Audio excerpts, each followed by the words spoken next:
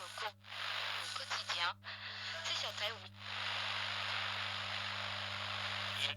No ar, episódio 21 do Assombração.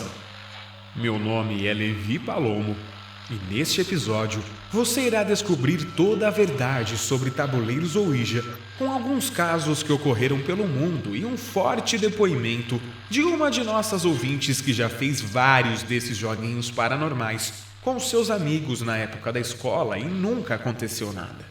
Até o dia em que eles usaram o tabuleiro Ouija.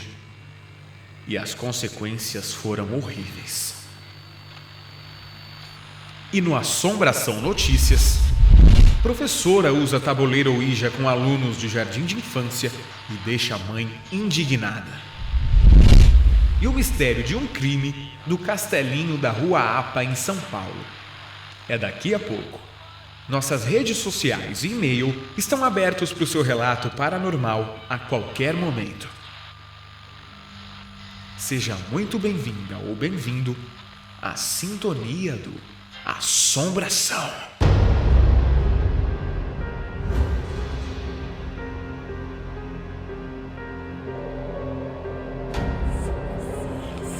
Histórias reais.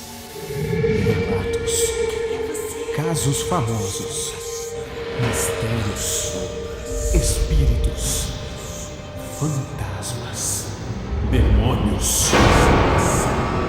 Outros. O que realmente é a assombração?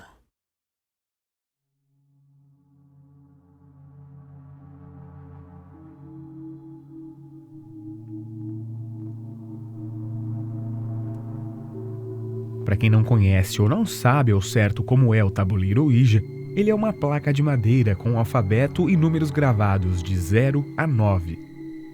Ela vem acompanhada de um ponteiro, muitas vezes em formato de coração ou triângulo que percorre a tábua, parando em uma letra de cada vez, formando palavras e frases. Os participantes do ritual colocam os dedos sobre o ponteiro e, se houver algum espírito no local, ele irá se comunicar com as pessoas presentes através do tabuleiro Ouija. Existem inúmeros filmes que tratam sobre o tabuleiro Ouija e muitas pessoas que se dizem corajosas o suficiente para se arriscarem utilizando o tabuleiro em busca de um possível contato com os espíritos próximos. Nas nossas redes sociais você confere uma lista com alguns dos filmes que utilizam o tabuleiro Ouija durante as suas histórias.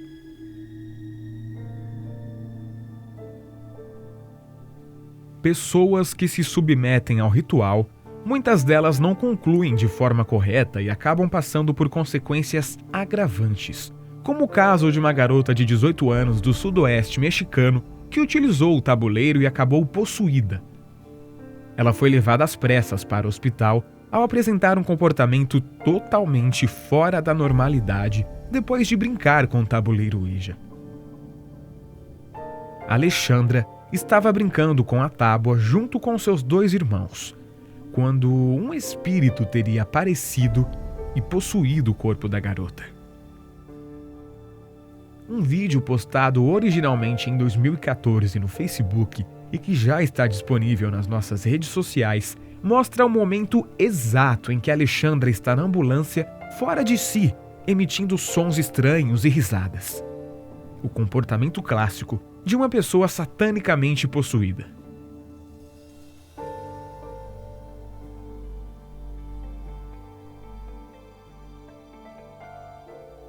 Uma outra garota, dessa vez peruana, chamada Patrícia, utilizou o tabuleiro Ouija disponível em um aplicativo de celular junto com seus amigos. Quando ela voltou para casa, seus pais notaram um comportamento estranho e ela começou a espumar pela boca. Então chamaram a polícia e socorristas. Apenas assistindo ao vídeo, poderíamos dizer que ela estava convulsionando. Mas com o áudio desse vídeo, fica claro que realmente se trata de uma possessão demoníaca, porque além dos gemidos e gritos que ela dá, durante o vídeo ela repete em alto e bom som 3 vezes o número 6, sendo 666. obviamente conhecido como um número satânico. Este vídeo também está disponível nas redes sociais do Assombração e em determinado momento ela pede para ser solta e que a mãe devolva o celular porque ela está bem e os médicos não sabem o que estão fazendo ali. A partir de agora, você vai ouvir um pequeno trecho retirado do áudio desse vídeo.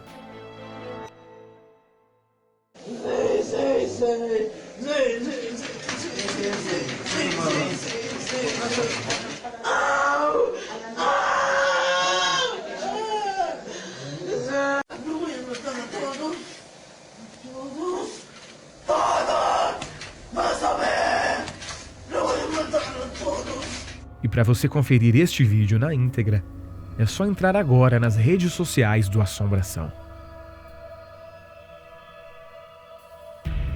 Em 2007, os jovens Joshua Tucker e Donald Schoutline perguntaram a um espírito por meio de um tabuleiro Ouija se eles deveriam se tornar serial killers. Apesar de totalmente idiota, a pergunta teve uma resposta, e ela foi sim. E o espírito ordenou que a primeira pessoa que eles matassem fosse uma mãe. No mesmo mês, Joshua assassinou a mãe e a irmã de Donald a facadas. Donald auxiliou Joshua nos crimes, escondendo o corpo da irmã. Os dois tentaram fugir, mas foram pegos pela polícia. Donald recebeu a pena de 9 anos e meio e Joshua de 41 anos. O norte-americano Gary Gilmore assassinou 2 homens a tiros em 1976 em Utah, nos Estados Unidos. Ele foi preso pelo crime e pediu para ser executado. O que aconteceu no ano seguinte? Em 1994, seu irmão Michael publicou um livro falando sobre sua infância. Segundo ele, sua mãe Bessie acreditava que havia entrado em contato com um espírito maligno quando criança, durante uma partida de Ouija. Ela dizia que esse espírito se prendeu à sua família, e principalmente em Gary. Para Bessie, foi o espírito que levou o filho a cometer os assassinatos. Aqui no Brasil, existe uma brincadeira praticamente idêntica ao tabuleiro Ouija, a conhecida brincadeira ou jogo do copo, em que o copo faz as vezes do ponteiro para as respostas. Especialistas em assuntos mediúnicos alertam para o grande perigo em fazer o uso de tabuleiros Ouija. Apesar de todos conhecerem como uma grande brincadeira, isso está muito longe de ser algo divertido ou curioso, pois é um ritual e não uma brincadeira. E disseram ainda que deixar que os espíritos levem o ponteiro para fora da tábua faz ocorrer a possessão em uma ou mais pessoas que estiverem presentes nesse ritual.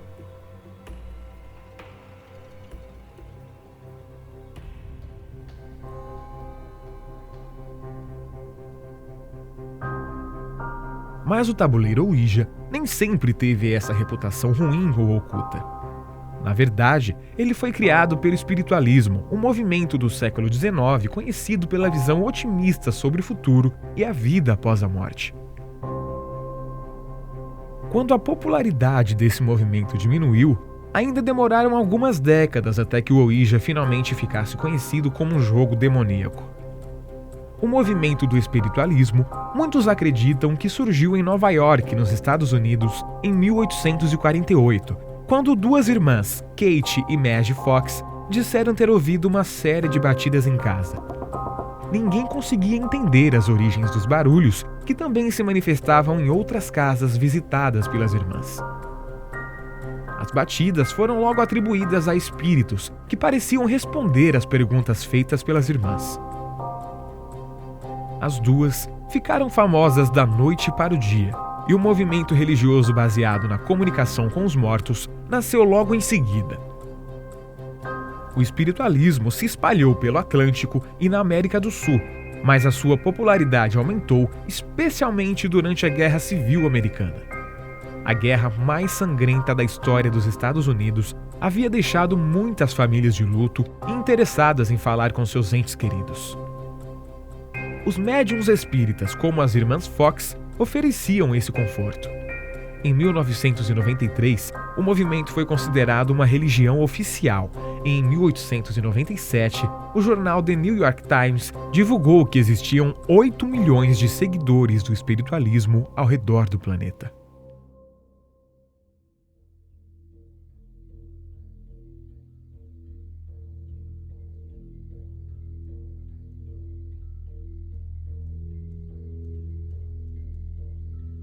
No auge dessa religião, os seguidores desenvolveram várias técnicas e ferramentas para promover a comunicação com os mortos. Uma delas foi a chamada do alfabeto, em que alguém anunciava todas as letras em voz alta até que o espírito indicasse a letra escolhida com uma batida. Esse método exigiu que maneiras mais eficientes de comunicação fossem criadas com o passar do tempo. Alguns médiuns se dedicaram à escrita automática, entrando em um estado de transe e permitindo que os espíritos os guiassem para escrever mensagens, a famosa psicografia. Em 1853, um relato do espírita mundialmente conhecido Allan Kardec afirmou que durante uma possessão, os espíritos sugeriram que os participantes segurassem um lápis para que pudessem guiá-lo no papel. Com essa técnica, em 1986, surgiu o tabuleiro Ouija. Os lápis foram descartados e os tabuleiros passaram a ter o alfabeto todo desenhado. Vários modelos foram produzidos depois disso. Já no século XX, a popularidade do espiritualismo começou a diminuir, em parte por alguns casos de fraude. Enquanto a maioria dos médiuns promovia experiências subjetivas envolvendo espíritos durante um estado de transe, alguns médiuns físicos passaram a produzir apresentações elaboradas para convencer o público de que estavam tendo verdadeiros encontros sobrenaturais. Alguns desses truques contavam com crianças escondidas em armários para produzir diversos sons e mover objetos. No ano 1940, a Associação Nacional de Espiritualismo baniu esse tipo de mediunidade. Mas o estrago já tinha sido feito e a reputação da religião não era mais a mesma. O Ouija era geralmente considerado um jogo com pouca relação a temas ocultos. Mas durante a Primeira Guerra Mundial, a popularidade do tabuleiro cresceu, especialmente nas universidades. Enquanto isso, muitos católicos americanos foram atraídos à nova religião. O maior sucesso ocorreu durante o ano de 1960, impulsionado pela contracultura e pelo interesse popular no oculto. O Ouija chegou a ultrapassar as vendas do jogo Monopoly. Mas foi em 1971, com o filme O Exorcista, que a reputação sinistra do tabuleiro Ouija foi finalmente inserida na imaginação popular. O diretor se inspirou em um caso real de um garoto supostamente possuído no ano de 1949. Segundo um diário visto por padres jesuítas da Universidade de Georgetown, o garoto teve contato com o Ouija por intermédio de uma tia interessada em espiritualismo. Os primeiros sinais de possessão começaram pouco depois que a tia morreu. A história do filme usou esses detalhes e o resultado foi uma obsessão nacional por exorcismos e demônios. A reputação demoníaca só aumentou o interesse do público jovem no tabuleiro, que passou a ser mais do que um meio de falar com familiares mortos. E se tornou uma maneira de conjurar forças ocultas. Por ser considerado uma janela para o demoníaco, o instrumento incentiva esses adolescentes a participar ativamente do mito. Nesse sentido, é quase uma experiência religiosa para eles. O tabuleiro invoca espíritos demoníacos e os jovens podem desafiá-los ou rejeitá-los. Depois do intervalo, um relato de uma de nossas ouvintes que tentou vários desses joguinhos paranormais com seus amigos na época da escola e nunca aconteceu nada. Até o dia em que eles usaram o tabuleiro e não acabou nada bem. Aqui é Levi Palomo e nós voltamos já na sintonia do Assombração. A Assombração. Para você que não tem espaço suficiente no seu celular para baixar os aplicativos de podcast e ouvir o Assombração, saiba que nós temos um canal no YouTube com todos os nossos episódios disponíveis para você ouvir quando e onde quiser, e esporadicamente com conteúdos exclusivos somente no canal do Assombração no YouTube. Então, é só abrir o aplicativo do YouTube no seu celular e pesquisar por Assombração com Levi Palomo e se inscrever no canal. E não se esqueça de avisar aos seus amigos. O Assombração tem novos episódios a cada 15 dias, às sextas. Assombração Notícias. Professora usa tabuleiro Ouija com alunos de jardim de infância e deixa a mãe indignada.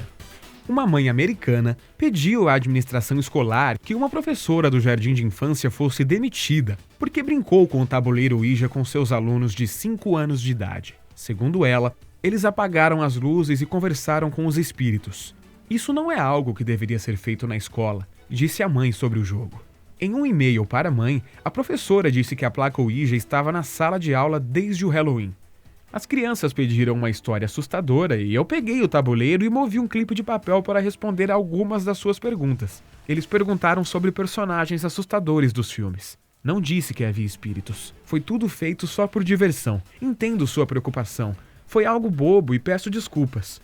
Vou levar seu conselho em consideração e isso não vai acontecer de novo, disse a professora. A filha dessa mãe que reclamou agora está tendo pesadelos, segundo ela.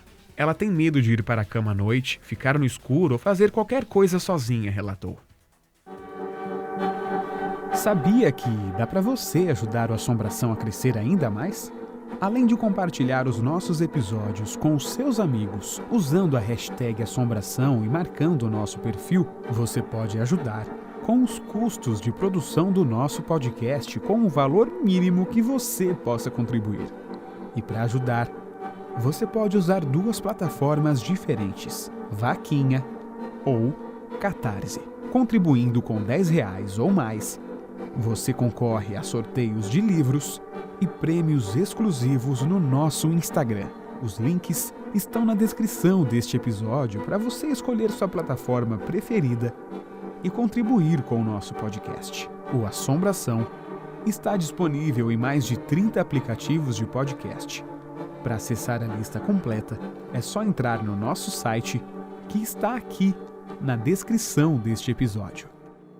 Assombração Notícias. O mistério do crime do Castelinho da Rua APA, em São Paulo. Em 1937, os irmãos Armando e Álvaro dos Reis, que eram 2 advogados, discutiram feio na casa da família, um castelinho situado na esquina da Rua APA com a Avenida São João, no centro de São Paulo. A mãe tentou apartar a discussão, mas não conseguiu. Ambos dispararam armas e os 3 morreram. No entanto, a posição dos corpos levantou suspeitas de que o crime teria sido praticado por uma 4ª pessoa que jamais foi encontrada. O caso foi encerrado pela polícia sem uma explicação que satisfazesse a todos. Anos mais tarde, os moradores desse castelinho relataram acontecimentos estranhos, como o som de passos nas escadas e torneiras encontradas abertas pela manhã. Além disso, ao filmar no local, o cineasta Zé do Caixão sofreu um acidente, o que fez com que os bombeiros interditassem parte dessa construção que ainda está de pé e aguarda a restauração. Assombração Notícias. Durante o próximo mês, outubro, que é mês de Halloween, teremos um episódio do Assombração por semana e você pode participar. Fique ligado nas nossas redes sociais para saber como. Assombração. Você está na sintonia do Assombração e estamos de volta com o nosso programa. Aqui é Levi Palomo e, como eu havia falado antes do intervalo, agora nós vamos a um relato de uma de nossas ouvintes da cidade de São Bernardo do Campo, em São Paulo, que preferiu não se identificar, mas enviou em texto o seguinte relato.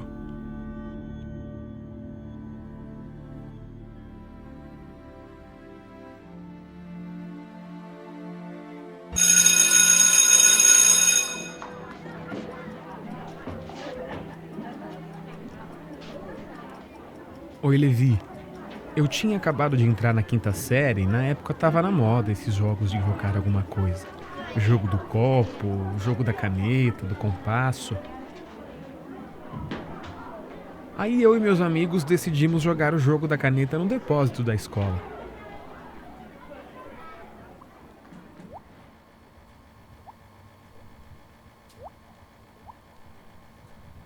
A gente jogou por 2 vezes e não deu em nada.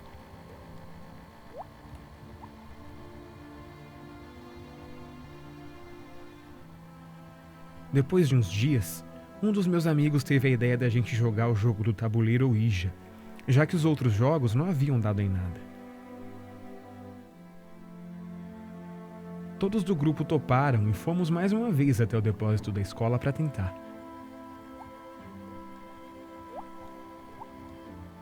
Eu nem sei por que a gente jogou, mas deu muita merda. A gente chegou, sentamos, pegamos o tabuleiro e jogamos. Até que conseguimos um contato. Meus amigos não conseguiram entender nada, mas eu entendi tudo. As vozes vinham na minha cabeça e eu fiquei vendo coisas durante muito tempo. Tive contato, mas os meus amigos, eles viam tudo o que acontecia. Só não conseguiam ouvir. Mas eu sim conseguia ouvir. E às vezes não conseguia ver. Eu não sei o que é pior nesse caso, e essa história durou do começo da minha quinta série até o final do 3º ano do ensino médio. E todo mundo da escola ficou sabendo.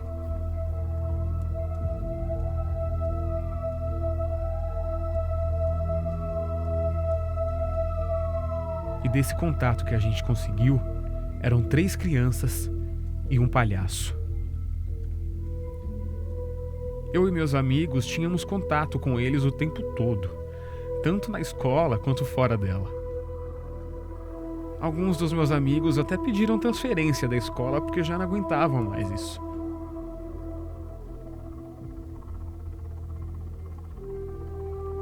Eram 3 crianças que a gente via: Mateus, Tiago, Emily e o palhaço que morreu no circo.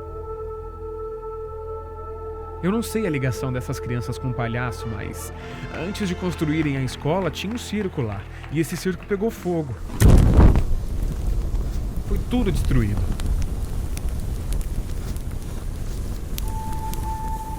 E essas 3 crianças, mais o palhaço, tiveram contato com a gente. Eu não sei o nome do palhaço, mas a gente via ele sempre. Os meus amigos viam, eu via, mas as crianças a gente não via. Só escutava o que elas diziam e foram elas que me contaram tudo isso.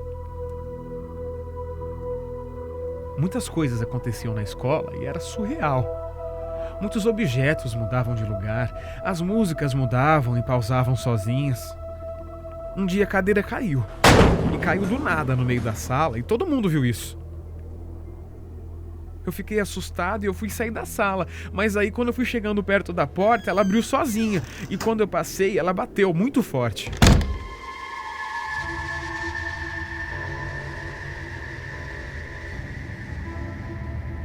As coisas aconteciam desse nível pra mais. Chegou a um ponto, Levi, que não só eu e meus amigos que usamos o tabuleiro estavam vendo as coisas, mas outras pessoas da escola também viam. Eu ouvia esses espíritos o tempo todo. O único que eu via era o palhaço, e eu estava ficando doida já, porque eu não queria, e isso me perturbava demais.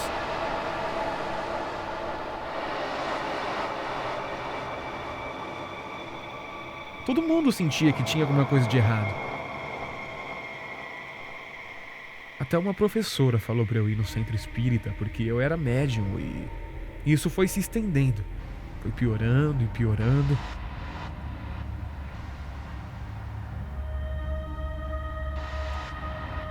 Eu só ouvia as crianças. Mas um dia, um deles tentou aparecer para mim. Foi horrível. Eu fiquei 1 semana sem ir pra escola. Até veio um pastor aqui na minha casa fazer oração pra mim e tudo mais. Das 3 crianças, o Tiago era com quem eu falava mais. E ele já não era tão criança assim. Eu acho que ele tinha 14 anos, mais ou menos. E entre si, eles tinham algumas ligações. 2 deles eram irmãos, mas não me lembro quem. Lembro que o Matheus falava muito pouco. A Emily era menor, acho que tinha entre 6 e 8 anos. E eu tinha paralisia do sono nessa época e acordei toda arranhada, extremamente arranhada. E eu lembro de ter visto um menino em cima de mim tentando me arranhar. Eu lembro que esse foi o Thiago. Ele tentava me acordar durante a madrugada e eu não acordava.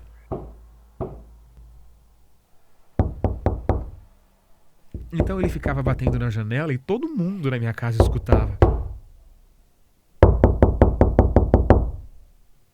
E não tinha nada.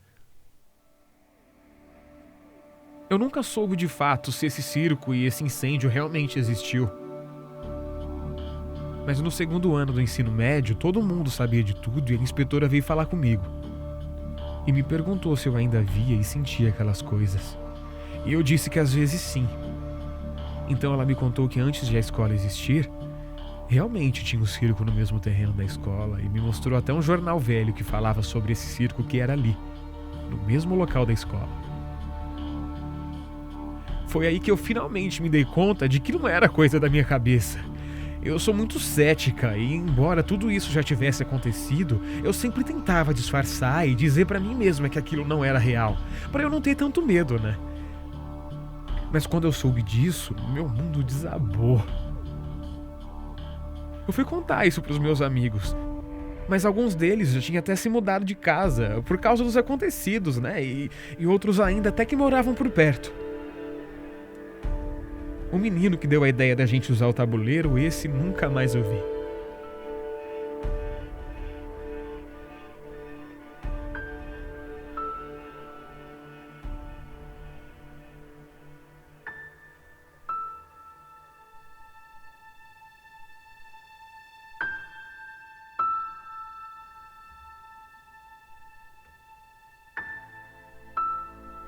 Sabe, até hoje eu fico me perguntando: o que foi aquilo tudo?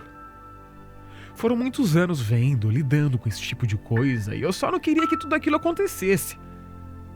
Eu não sei quem são, o que eles são e nem o que eles queriam, mas a única coisa que eu posso dizer é que isso realmente aconteceu. Foi tudo verdade. Para me livrar disso tudo, deu o que fazer, foi um sacrifício enorme.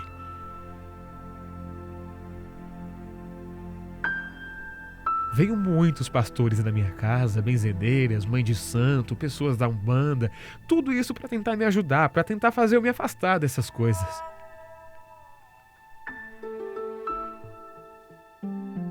Eu já vi algumas coisas antes de jogar esse jogo do tabuleiro Ouija, mas isso realmente não é brincadeira, e para ninguém. A gente não deve procurar contato porque pode acontecer alguma coisa ruim, como aconteceu comigo com os meus amigos. O conselho que eu dou é: não procure. Só não procure. Hoje eu não procuro mais nada do tipo. Eu não vejo mais filmes de terror, série. Procuro nem mesmo tocar nesse assunto. Nada disso. As sensações eram horríveis. Horríveis. Tanto comigo, quanto com as outras pessoas que jogaram tabuleiro Ouija.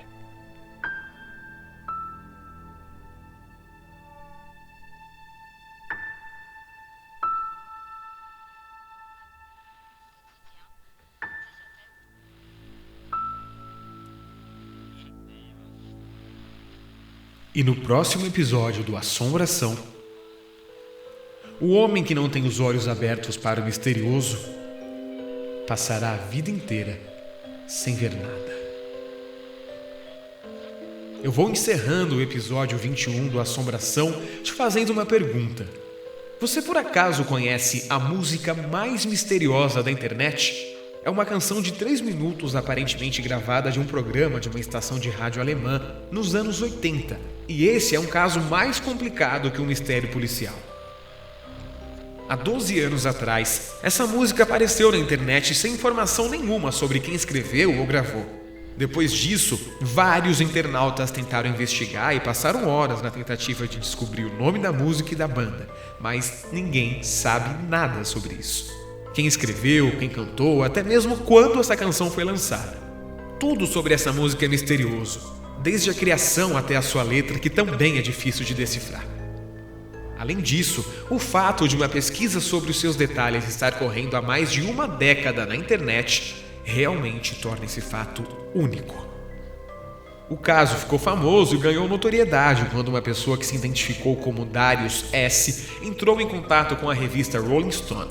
Na ocasião, ele disse que tinha gravado uma música que ouviu na estação de rádio alemã, provavelmente em 1984. A música teria sido extraída de um programa chamado Música para Jovens em português.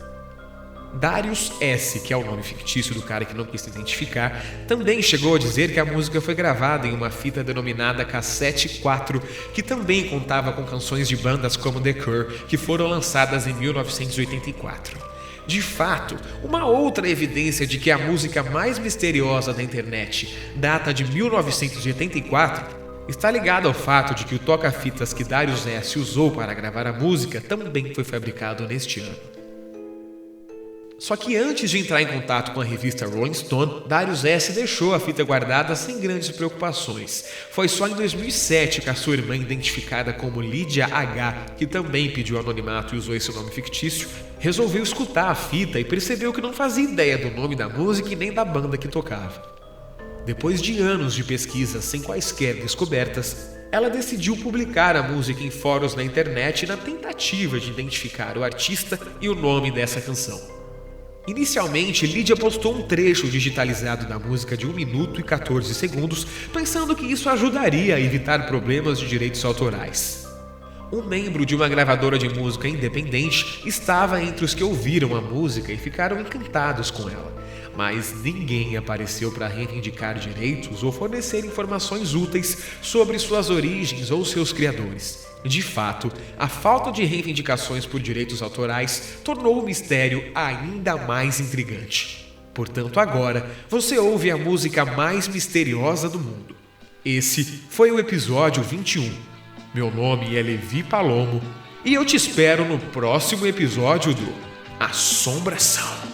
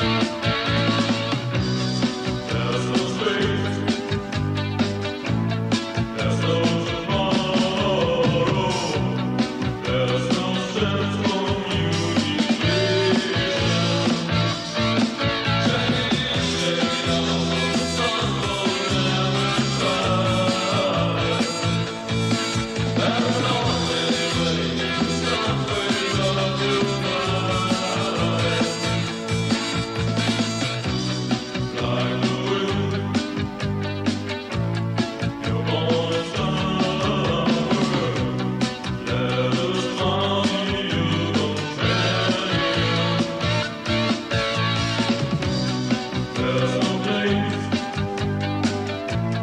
and there's no